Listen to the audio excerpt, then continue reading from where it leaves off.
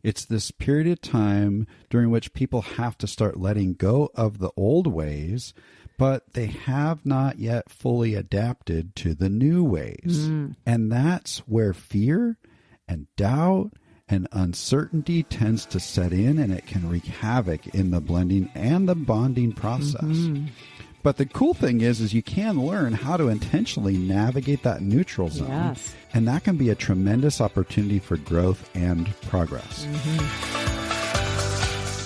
Welcome to the Blended Family Coaching Show, where you'll discover how to move your step family from just surviving to truly thriving. Grab your headphones and listen in as we share practical, real-life strategies for building healthy bonds, Understanding the kids' perspective, romance and partnership, parenting with great teamwork. and yes, even co-parenting with a difficult ex. We're Mike and Kim Anderson, and we believe with the right tools, every step couple can overcome the common challenges of step family life. Join us for authentic and sometimes comical conversations to discover how you can lead your family with confidence and create the future you really want. Well, hey there. Thank you for joining us today. We are very, very grateful for you. You know, I wonder if you might consider doing us a favor. As you listen to this episode, it's really easy to think about your own personal blended family dynamics. And that's what we're here for, right? You. But I'm betting you probably know someone else who's wrestling with blended family dynamics too. Oh, yeah. Someone maybe at your work, in your neighborhood, on your softball team, in your mom's group, even within your extended family. So here's the favor we want to ask. Don't just listen for yourself, but listen for that person or that couple that just came to mind. And then take a few minutes to shoot them a text or a DM and share the show with them. Just let them know that you've been learning some stuff and that you thought that they might be interested. Because the truth is we are here for you and we're here for them. And so, you know, when you think about it, just shoot that over to them and share that with them. And while you're at it, why not leave us a rating and a review? We always love to get your feedback. Yeah. All right. Well, how about we hop into today's episode? Right. Okay. Well, you know, we get to connect with lots of couples who reach out to us because they're experiencing some challenges as their family navigates blending. And as they describe the difficulties and the pain points they're struggling with, it's usually really clear to us that they've been blindsided by circumstances that they simply didn't expect. For sure. And a lot of the time, it's a multitude of circumstances and challenging dynamics that seem to have caught them off guard. And these things are now causing pain and confusion, disconnection, and a whole lot of tension in their relationship as a couple and throughout their whole blended family as well. Yeah, I think every blended family has that kind of experience to some extent or another. And of course, you and I did as well, right? But I also believe that every blended family couple can minimize the impact of being blindsided by gaining some basic understanding around what they can expect, especially as it applies to the common but unforeseen changes that will most likely take place. Both the practical and the emotional shifts, they're not only normal, but really should be anticipated. Absolutely. Now, we were fortunate to have received some of this basic understanding at a workshop for blended family couples with Ron Deal that we attended only 1 week before our wedding. Yeah, we had 7 days to prepare. And in hindsight, you know, it would have been better to have done that much sooner in our journey, because this workshop really, well, it opened my eyes to so many of the challenging dynamics that would come, a lot of things that I'd never even considered. Yeah. And quite honestly, I wish that we'd had more time to process all of this before our wedding. Yeah. And the truth is, Ron's workshop kind of burst my little bliss bubble that I was in, right? You were suddenly deflated. Yeah, I didn't have much experience with blended family life, and I was pretty naive as we were falling in love and moving towards marriage. But I was actually thankful that my bliss bubble was burst. That's kind of hard to say. Yeah, Bliss bubble burst. It was actually a good thing because it was very helpful to have some awareness around what was going to change after the wedding and when we were all living under one roof. I needed to know. Yeah, it was helpful. And it was really just a starting point for us because there was so much to learn. You know, we all have a lot to learn when we're living in our blended family dynamics. But we've come to realize that many couples moving toward their blend don't necessarily engage in proactive learning.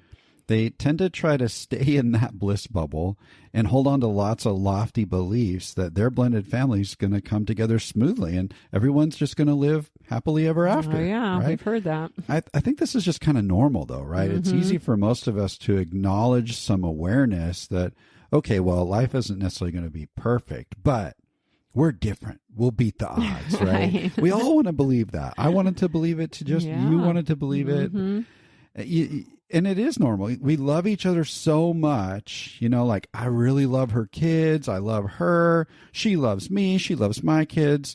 That's all that really matters. What else could we need? Exactly. But then they hit one or two of those inevitable changes that come with blending and quickly discover that they really aren't that prepared. The difficult realities of blending is far from what they originally expected, and they aren't sure what to do.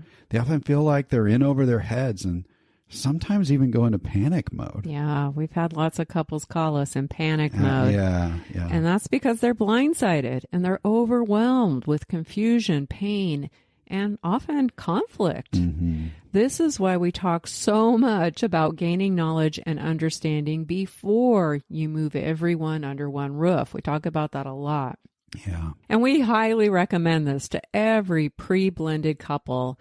And for over a year now, we've been developing and coaching pre-blending couples in our program called Becoming Blended. That's right. Now, we felt a strong need to develop a specific coaching process that will help set couples up for success so that they can start off with reasonable expectations and so they're equipped to face the challenges that will inevitably come. That's right. And if you'd like to learn more about that, please reach out to us and schedule a free coaching call. We're happy to talk with you and answer your questions, and we'll put a link in the show notes so you can do that. That's right. What we want is for every couple to be prepared as they blend instead of experiencing blindsides, overwhelm, and panic. And it's our hope that they'll start off on their blended journey with the clarity, confidence, and connection they'll need in order to show up well for each other, to support, understand, and love their kids and stepkids well, and to create healthy dynamics so that they get to experience the future they really want for their blended family. That's the goal. Totally. And we're passionate about equipping nearly and newly blended couples.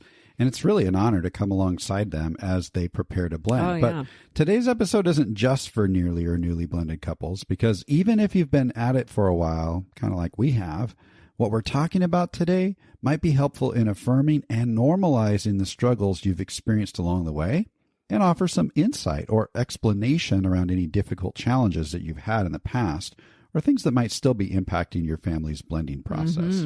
And today's discussion might also help you to become more aware of your unique dynamics and how to best navigate through those challenges and the changes that are still to come.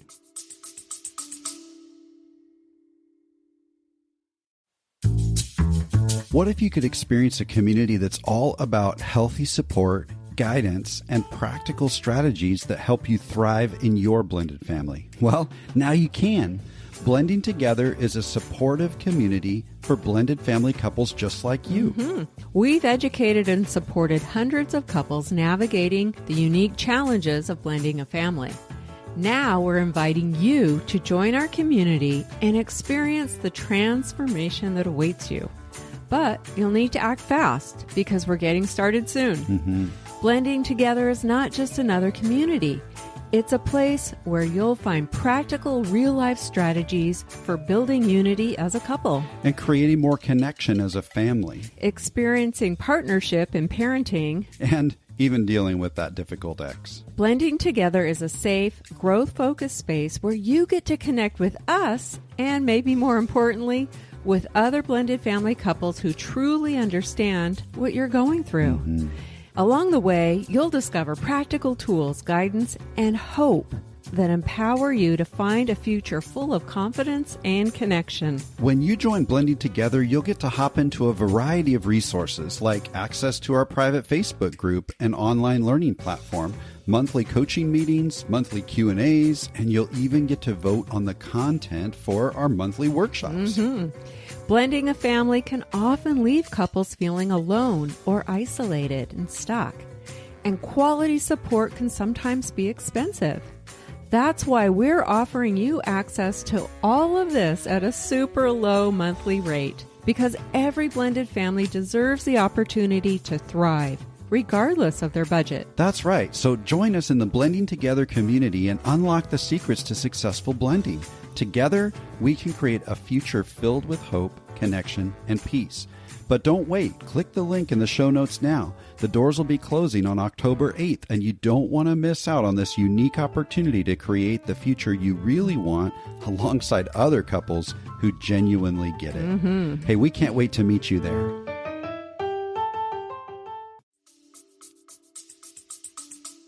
Right.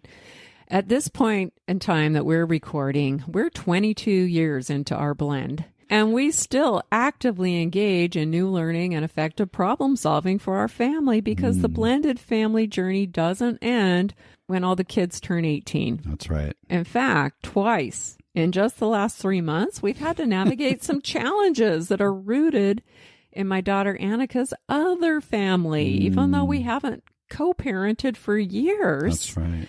And deal with some stuff around her relationship with her dad and her unique perspectives and struggles that naturally come when kids belong to two separate families. And we've had to accept that this is always going to be part of our family's reality, because Annika is always going to be part of our family. That's right. So as you join in today, listen for those 1 or 2 nuggets of insight that's going to help you in your blended family journey, whether you just started out or whether you've been blending for a while. Mm-hmm. We're going to explore some of the things that most likely shift or change as your family blends, from the practical and the emotional side. Mm-hmm. The reality is change is inevitable. Yep. We're going to share some things from our own experiences, as well as some ideas from Ron Deal's book, Preparing to Blend. So let's jump in, okay? Absolutely. Honey, you just mentioned Ron Deal's book, Preparing to Blend. Mm-hmm. And in his book, he's dedicated a whole chapter, chapter 8, to what we're talking about today. And the title of that chapter is Anticipating What Will Change. That's right. So let's start off by just naming the changes that Ron has identified in that chapter and see if any of these things strike a chord for us. Yeah. So here are some of those things he mentions. Daily routines and time together, rituals, traditions, holidays, and special occasions. And you maybe just experienced some of that through the holiday season that That's we're coming out of, right? Yep. Ron also identifies things that will change in primary residence and physical space in the home, faith perspectives, school, social life, visitation schedules and logistics, vacations, money, spending habits, roles in the home, and last but certainly not least, parenting expectations. Yeah, for sure. And, so many areas of life can be impacted as a family blends.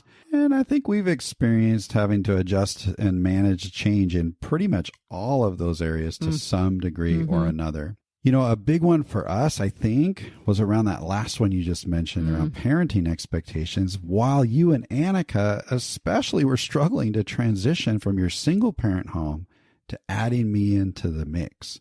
And so navigating that between the two of you and between the two of us created a lot of change when it came to our blending. Absolutely. And one thing I've come to realize over the years is that change is not necessarily a bad thing.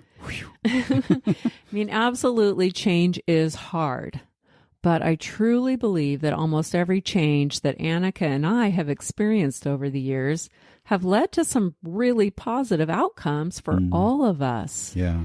So it's easy to focus on the challenges and the pain that come with all of that. But if you can expand your story and kind of look at the bigger picture, good and positive things can be part of your future if you're willing to walk through the challenges and the changes and focus on what's possible. Yeah, say more about that, because I think that's a really important mindset shift. So what's an example of how that played out for our family? Well, let's just talk about parenting expectations, right? That's a huge one. Yeah, everybody wants to talk about that, right? I feel like that's probably been our biggest challenge, and it's an area where we can all experience a lot of growing pains, especially early on in the journey, but it doesn't just stop early in the journey. Yeah, I'd agree. You know, our longtime listeners, you've certainly heard about the biggest fight we ever had on our disastrous camping trip, which was all about parenting expectations. And that big fight, it was 10 years into our blend. That's right. So this was a big one for us. Mm-hmm. And when I think about all the changes that took place around parenting expectations in particular, and the long, difficult process it was in becoming effective parenting partners, which that took a lot of hard work and intentionality, but I can absolutely see the positive outcomes of all of that pain and struggle and changed. Because what happened was I was able to move from being a permissive, ineffective parent without any boundaries to become an authoritative, skillful parent with healthy boundaries that are both firm and loving. It really, honestly, kind of blows my mind that we find ourselves coaching a lot of couples around effective parenting strategies. I mean, we wouldn't have the capacity to do that if we hadn't gone through our seasons of change and all those growing pains that came with it. Yeah. And, you know, I know that was hard for you. And I want to commend you for that. I mean, you've worked really hard at becoming the parent that you've become. Thanks, and I really appreciate that. Thanks. Yeah. And you were a great support system for me. Sometimes. Yeah. When I wasn't mad about whatever exactly. was going on. Like I said, it was a process. Yeah. And of course, Annika has benefited greatly because in our home, she's been parented well over the years. Now, not perfect. We're not perfect, Not, yeah. but certainly much better than she would have been parented if I had been left to my own dysfunctional ways, which were really rooted in a lot of fear and guilt. Yeah, you know, and parenting expectations, that's just one area where blended families experience change. Honey, you mentioned about 10 others that Ron talks about in his book. But I love the point that you just made that change isn't necessarily a bad thing. And that makes me think of my experience as a leadership major at Trinity Western University. I discovered the challenges of transition when it comes to organizational leadership. So author and speaker William Bridges, he was kind of the guru for a while in change management. And so much of what I learned about managing change and transition in the workplace actually applies to family life as well. Back in episode 89, it's called Feeling Stuck in the Change Process. Well, change isn't the issue, transition is. Right.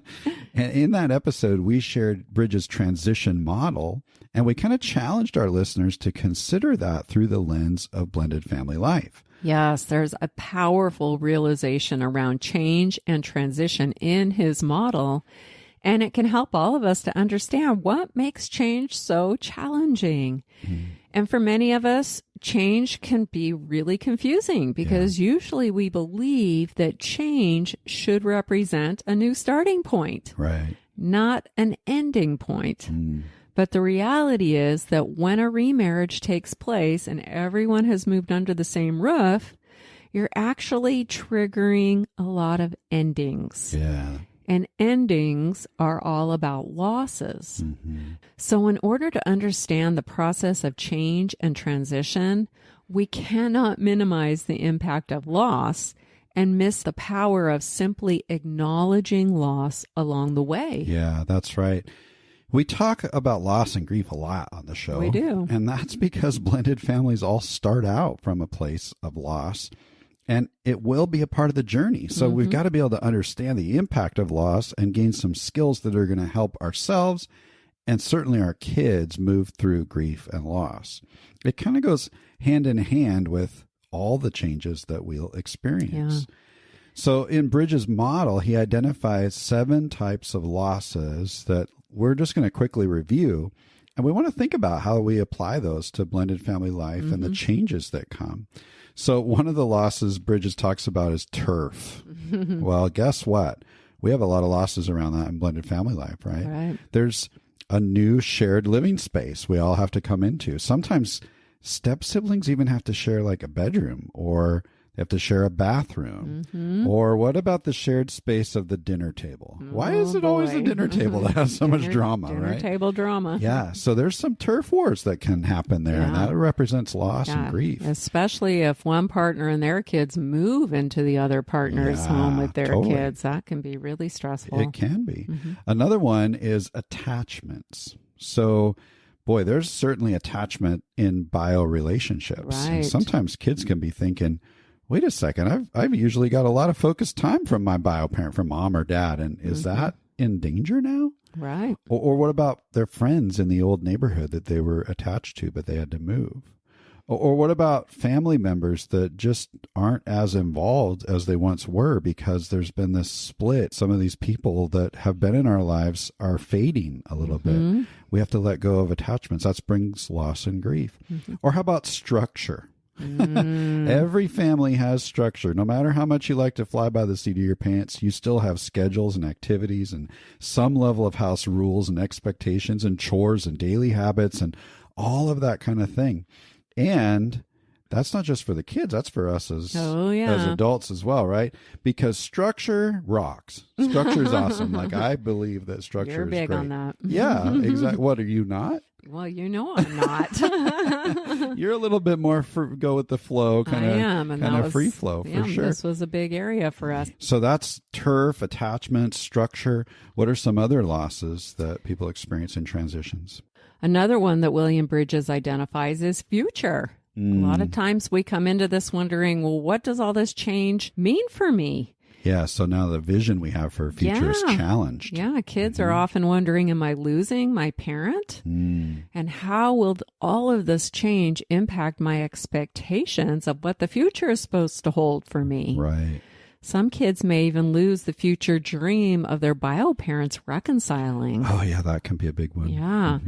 Another area of loss is meaning and purpose. And this is connected to a loss of family culture. You know, we're wondering, who are we as a family now? Who are we going to become now? We've lost that meaning and purpose. Yeah, one of the ways Ron Deal talks about that is, hey, stepfamilies are born out of loss, but they're born into ambiguity.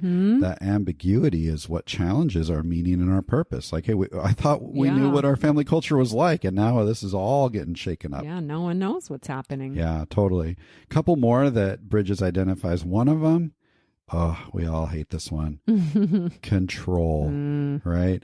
And everybody in the family experiences this. And I bet the kids experience it even more than anyone else. Yeah. Because so many things, so many changes have been going on in their life, and they simply didn't ask for it, right? They didn't ask for the original loss of the separation or the death or whatever might have come, but they certainly didn't go to mom and say, you know what, I think I need another parent telling me what to do, right? They didn't ask for this other person to come on the scene and for a remarriage to occur and everybody get under the same roof. That's just challenging. They lose a lot of control. And then finally, Bridges talks about a loss of identity. And that can happen in a variety of different ways. Sometimes the birth order changes, right? The youngest is no longer the youngest, or the oldest is no longer the oldest. And that actually is quite a shift. Or this shift from a single parent kind of family identity to suddenly a blended family identity. And a lot of kids, you know, they've already experienced some challenges and whatever from that separation. And now they're having to transition all over again into blended family life. There are all different kinds of changes and challenges for each person in your blended family. Yeah, around each type of loss. All of these types of loss: turf, attachment, structure, future, meaning and purpose, control, and identity. There's a lot going on there. Yeah, and here's the thing. No matter where you are in the journey, each of your family members are going to experience loss and its ongoing aftershocks. Yeah. As well as the challenging emotions of navigating through change and transition. Your blended family adventure might feel like a new beginning, and in many ways it is, but it also comes with endings. Yeah. And we need to be sensitive to that reality and be willing to talk with each other and talk with the kids so that we can help everyone anticipate what will change. And again, I want to reiterate this over and over, that change is not a bad thing. Right. It can be really good. And I encourage you to just stay positive, even if things feel a bit scary, if there's ambiguity, or if it just feels like really unsteady. Hang in there. Yeah, for sure.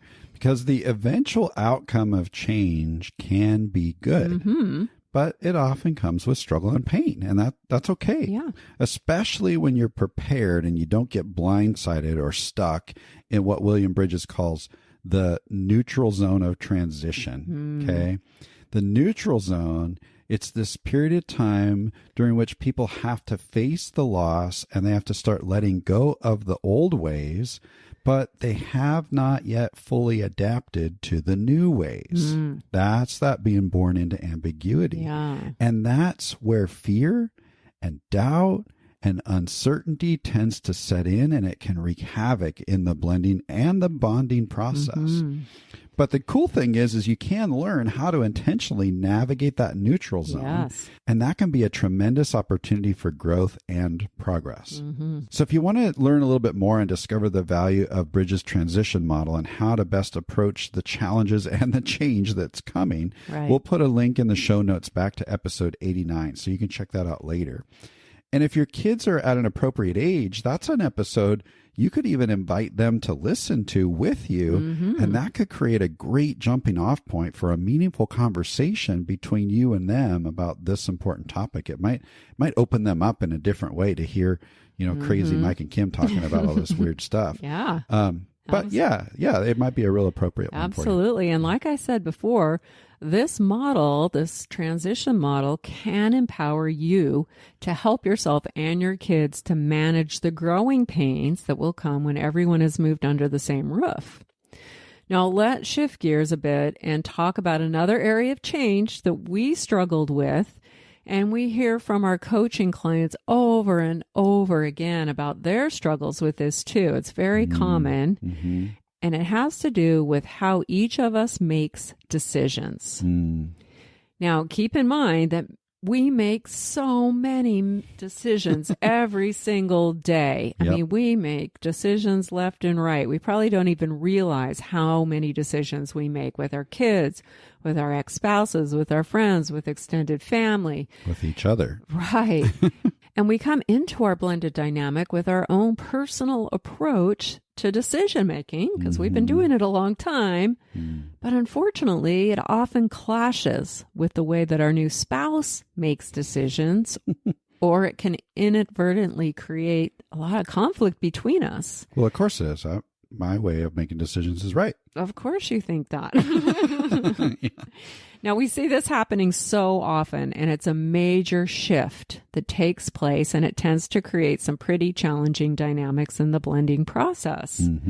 We inevitably have to learn how to shift from making decisions in our own unique way, independently, to having to blend our decision-making process in a way that honors us both and moves us closer to becoming effective parenting partners. And this is easier said than done. Yeah. Let's examine this a little bit with an example. We watched this play out within our own extended family one time. So my niece and her husband are also a blended family, and they each had a son from previous relationships when they got married. So one day we're at the park with their family. So our kids and their kids were all playing together, and they were having a great time. We were celebrating a birthday that day. It was a really fun day, and all seemed to be right with the world until a decision needed to be made. In fact, it was a seemingly simple, innocent decision, but it was one that quickly kicked up some conflict between my niece and her husband. So during this fun family celebration, our kids, who were quite a bit older, decided to wade into the creek that runs alongside the park we were at. Our kids have spent a lot of time in this particular creek, so they just didn't even hesitate to kick off their shoes and head off into the cool water and enjoy this, fun on the beautiful warm day. Yeah, it was warm. Right? It sounds great, right? Well, at that point, my niece's son runs up to her and excitedly asks if he can join our kids in the creek, which is a normal kid kind of request, right? And without any hesitation, my niece says, yes, of course you can. And off he goes to join our kids in the creek, fully clothed, because none of us really thought about bringing our kids' swimsuits to the park that day. Right. So your niece made a decision in the moment, like she'd done thousands of times as a single mom. Yes. And she responded to her son in a way that was pretty typical. Yeah. This is all natural, normal behavior from a parent who wants their child to have a great time enjoying water play with their cousins at the park on a hot day, right? Absolutely. It all sounds good. It all makes sense until her husband's son, who is also feeling warm and wants to enjoy some water play, he runs up and asks his dad if he too can wade into the creek with all the kids. Seems like a reasonable request, right? Absolutely. Who doesn't want to go play with all the other kids, right? Except that dad is not able to give his son an answer in that moment because all of a sudden he's experienced a bit of a uncomfortable dilemma. Oh, yeah. See, dad doesn't have a change of clothes for his son with him, just like all the other kids. But for him, he's going to be doing the exchange with his son's mom right after the party. They're going straight to her house. So he's concerned about how his ex is going to react if he delivers his son in a bunch of wet clothes. And by that time, he's probably going to be cold and shivering because they just don't have any towels on hand or any other changes of clothes for him to jump into. Okay, so I'm betting some of you listening to this story can relate to this dad's dilemma or something like what he's been experiencing in this moment. Of course, he'd love for his son to have fun in the creek, and the pressure is on because his stepson has been given permission. Yeah, he's already in the water. Yeah. But this dad just can't say yes because of the extenuating circumstances. And now he's been put in a position of having to either say no and disappoint his son, which could possibly ruin the rest of their day. Or say yes and have to deal with the possible backlash from his ex, which could result in some kind of accusation or give her some fuel for bigger tensions between the homes that might emerge, right? That's right. Absolutely. And guess who he's going to blame for this difficult dilemma he's now in? His wife, right? She made a snap decision to allow her son to play in the creek. It's really easy in that moment to just go, this is your fault. Right. So even though my niece was just doing what she's always done by making a very simple decision for her own son and giving him a favorable answer, now that she's remarried, things have changed. Right. Now, every decision that she makes regarding her son, even a small one like this, is going to have the potential to impact her husband and his child. This is a major shift for her. And often bioparents consider this to be a loss of control over something that they've had full control over for quite some time. Oh, yeah. And we can take this simple decision-making dilemma and we can extrapolate it out to bigger, more serious things, right? Sure. Financial decisions, moral decisions, medical decisions, educational decisions, decisions around safety, family values, priorities, the allocation of time, energy, and logistics. The list just goes on and on and on. Every decision one partner makes concerning their kids will set a precedent for the other partner's kids. Absolutely. And if the couple is unable to talk about how they'll make decisions and handle this shift with care, then couples are in a danger zone for favoritism and double standards to emerge in the home. That's just what happens. And that will eventually lead to confusion, resentment, and disconnection. That's right. And this isn't just about the decisions that we make for our kids. The decisions we make with our former spouse is also going to impact our relationship. Things like visitation schedules, financial agreements, and even everyday negotiations. Right. Our personal approach to decision making in the moment without those hesitation, even around simple decisions that we've confidently made in the past, are going to need to be done in a different way now that we're in a partnership. And those decisions impact more than just the bio parent and the bio kids. Right. Yeah. And I'm sure you've already realized that this isn't just around logistics and practical stuff, but there can be far-reaching emotional stressors associated with all of this as well. Yeah. That day at the park, as Mike's niece and her husband discussed their dilemma, things got kind of elevated. You know, he was pretty angry and frustrated, and she got a bit defensive and protective over her child. And of course, all of the kids noticed this tension. Yeah. So it started out as a pleasant, carefree day. It suddenly turned into a bit of an awkward and emotional situation. And really, no one was at fault here. Yeah, there was no right or wrong. No, it was a result of the growing pains that this blended family was going through. And this was early on in their journey. Yep. All those challenges that they were facing as they learned to navigate change. We've got to remember that it isn't usually the people in a blended family that create problems. It's the dynamics. Yeah, that's right. Now, as I think about it, you know, things did get resolved pretty quickly that day. But of course, it was a little bit messy.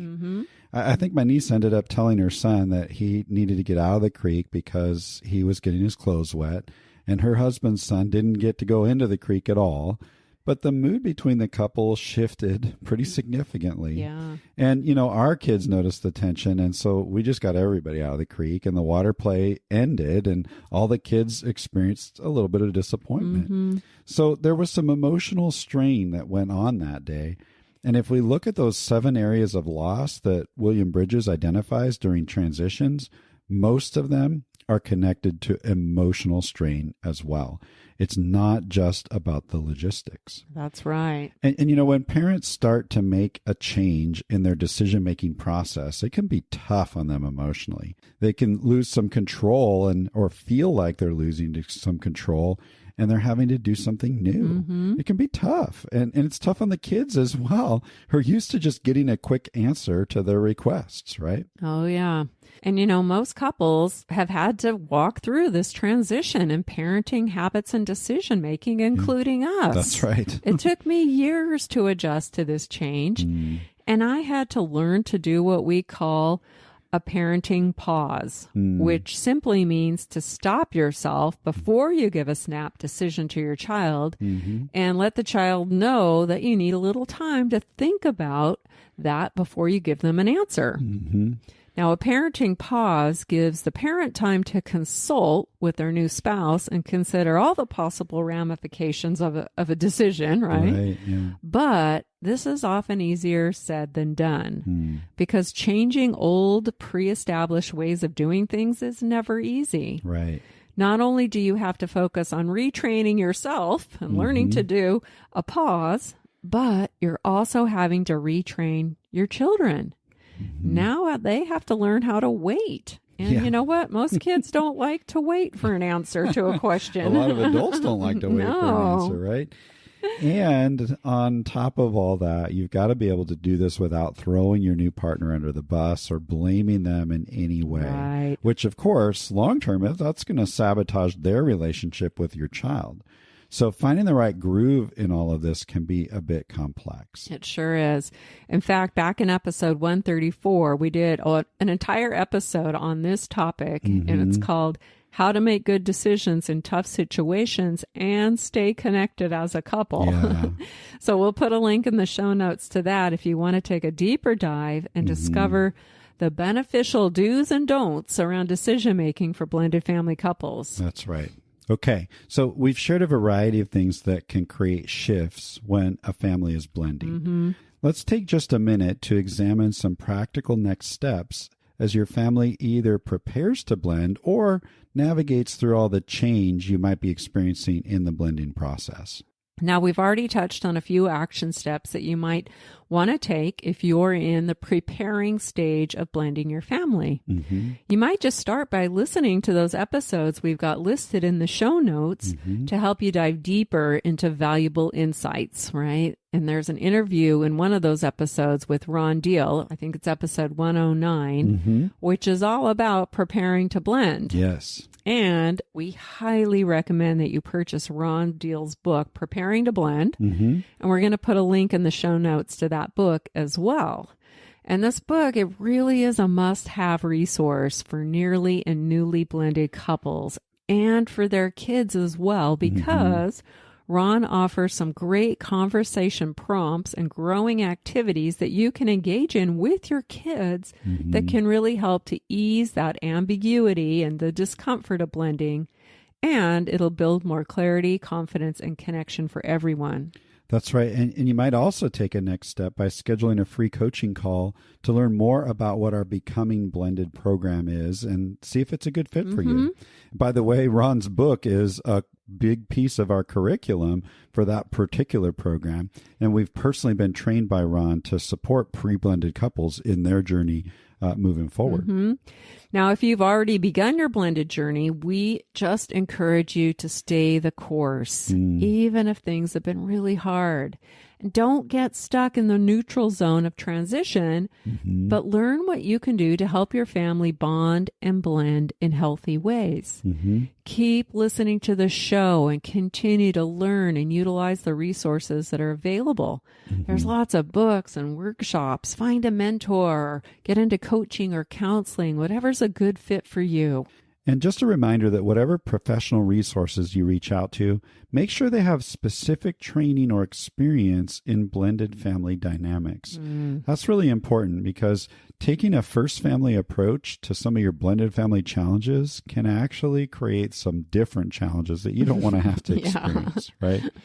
And keep in mind that one of the most important traits that you're going to need to learn to develop, nobody likes this word in our culture, patience. The research shows that it takes an average of 7 years for a blended family to actually integrate. It's the slow cooker strategy that we really need to strive for and stay focused on the big picture as we patiently wait for bonds to grow while we move through that neutral zone of transition and navigate the loss and the grief all at the same time. Yeah.